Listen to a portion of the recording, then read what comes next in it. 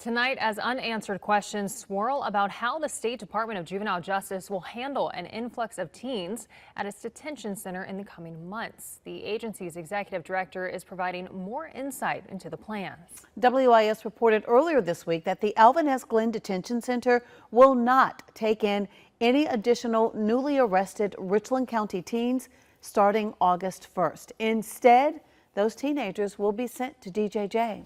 Nick Neville has been following this story and joins us live after speaking with Eden Hendrick, the agency's executive director. And Nick, what more can you tell us about the plan here? Hendrick says that they're working closely with jail officials to ensure a smooth transition, but really what they're trying to do is make the best of a difficult situation here that's likely only going to make their overcrowding problems even worse. Eden Hendrick, executive director of the South Carolina Department of Juvenile Justice, wishes that the agency didn't need to house additional youth, but understands that it's completely out of her control.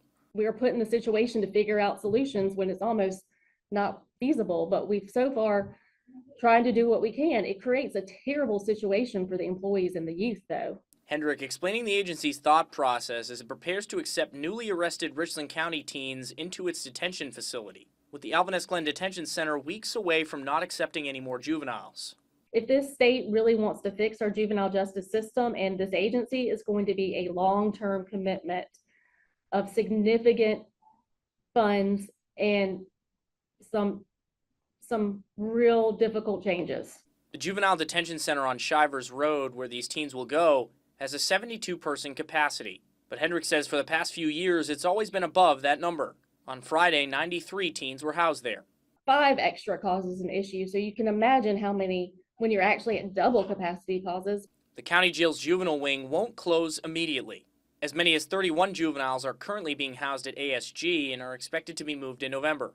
Juvenile cases move significantly faster than general sessions cases, so hopefully some of those 32 cases will be resolved, meaning that they could come to our other facilities, be on probation, be at an alternative placement. So we're not going to get the same 32 kids that are there on August 1st on November 1st. But for now, any adjustments are likely just putting a Band-Aid on the problem.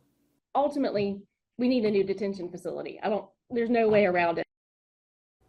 The main thing driving that push, Hendrick says, is that there's simply not enough space at the current facility. If the number of juveniles at the detention center rises above 110, Hendrick says that there are ongoing discussions to possibly move some of the teens with more serious charges to an old facility at its Broad River Road campus, which has been used in decades. Live in the studio, Nick Neville, WIS News 10. And no construction timeline has been established on a new facility. DJJ is still seeking more money from the legislature, in fact, to even make that happen.